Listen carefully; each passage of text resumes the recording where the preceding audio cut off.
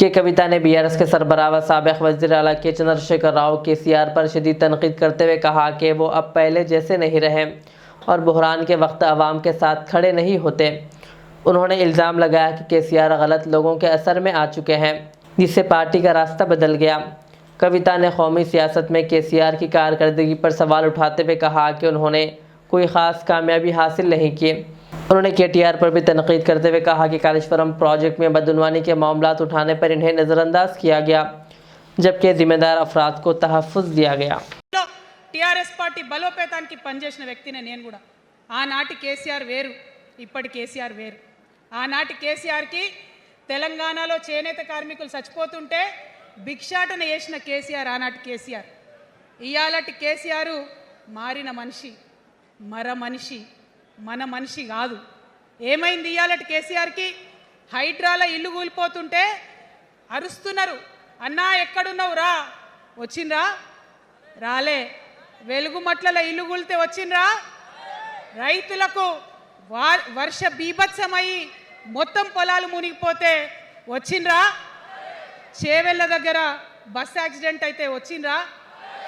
ఎక్కడ చిన్న కష్టం వచ్చినా ప్రజలకు ఆ సారు రారు, ఆ సారు రారు. ఎందుకంటే ఆయన మారిన మనిషి, మర మనిషి, గుంటనెక్కల తోడేళ్ల చేతిలో ఖైదీ అయినటువంటి మనిషి, మన మనిషి కాదు.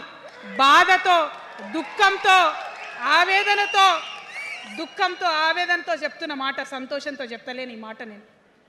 అట్లాంటి కేసీఆర్ ఎట్లా ఉండే ఒకప్పుడు? అదే ఆర్డీఎస్ అంతా పాదయాత్ర చేసి నా తెలంగాణకు నీళ్లు కావాలని అడిగినారు. ఇవాళ మరి 10 ఏళ్ళ అధికారం ఉంటే పాలమూరు రంగారెడ్డి ప్రాజెక్టు కోసం 10 ఏళ్లలో ముందుకు పోతలేదంటే, ఎవరన్నా తెలంగాణ పట్ల ప్రేమ ఉంటే, పాలమూరు పట్ల ప్రేమ ఉంటే, కృష్ణా నీళ్లు వాడుకోవాలంటే మన కేసీఆర్ అయ్యుంటే ఆ పాలమూరు రంగారెడ్డి ప్రాజెక్ట్ కాడ కూర్చేసుకొని అది కట్టిస్తుండే. ఏం చేసినారు మారిన కేసీఆర్ గారు? పంజాబ్కి పోయినరు, గుజరాత్కి పోయినరు, బీహార్కి పోయినరు. మేము మొత్తం రాష్ట్రంలో పీక్ కట్టలు కట్టం, నేషనల్ పార్టీ పెడతామని పోయినరు తప్పితే తెలంగాణ ప్రజలను పట్టించుకోలేదు. పట్టించుకుని ఉంటే, కేంద్రంతో గొడవ పెట్టుకోకుండా ఉంటే ఇవాళ పాలమూరు రంగారెడ్డి పారకపోతుండేనా? నేను అడుగుతా ఉన్నా స్ట్రేట్గా. ఇన్ని రోజులు నేను ఎన్ని మాటలు మాట్లాడినా బీఆర్ఎస్ పార్టీ నాయకులు ఒక్కరు కూడా బయటకు వస్తలేరు, సమాధానం చెప్తలేరు. దీనికి మీరు సమాధానం చెప్పకపోతే ప్రజలే మిమ్మల్ని బయటకు లాగి సమాధానం చెప్పేటట్టు చేస్తారని కూడా ఈ సందర్భంగా నేను తెలియజేస్తా ఉన్నా. ఒకటే మాట అడుగుతున్నా, మన కేసీఆర్ అయి ఉంటే ఆనాడు తెలంగాణ బిడ్డలు కష్టపడితే బయటకు వచ్చి నా బిడ్డలకు ఇబ్బంది అవుతుందని కొట్లాడిన వ్యక్తి, సింగరేణి గనిలో ఒక కార్మికుడు చనిపోతే అక్కడి దాకా పోయి చూసి వచ్చినటువంటి వ్యక్తి, మరి తెలంగాణ వచ్చినాక ఏమైందా ప్రేమ? అధికారం ముందు మమకారం తగ్గిపోయిందా? ఏం జరిగిందని నేను అడుగుతా ఉన్నా. ఎందుకు ఈ మాట చెప్తా ఉన్నా అంటే, ప్రేమ నాకు కూడా ఉంది. నాకు తండ్రి కావచ్చు, అది వేరే విషయం.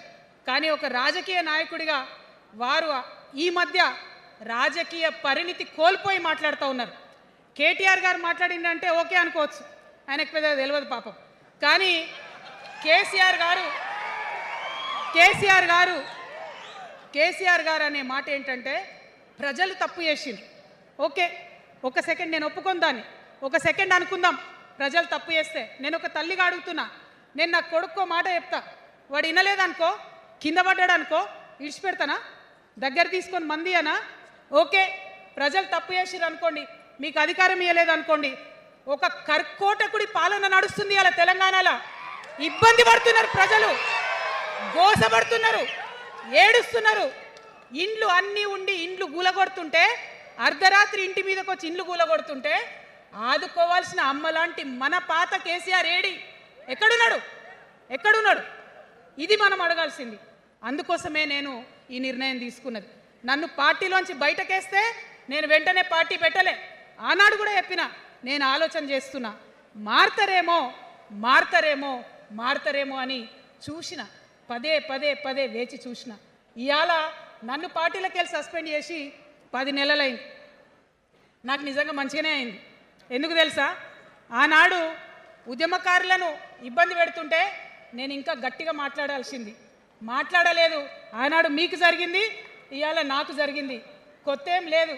కేసీఆర్ కోసం, టీఆర్ఎస్ పార్టీ కోసం, ఆనాడు తెలంగాణ ఉద్యమం కోసం ఇండ్లు అమ్ముకొని, భూములు అమ్ముకొని, ప్రతి ఊర్లో టీఆర్ఎస్ కండువా వేసుకొని పోరాటం చేసినటువంటి కార్యకర్తలు ఎక్కడున్నారు ఇవాళ?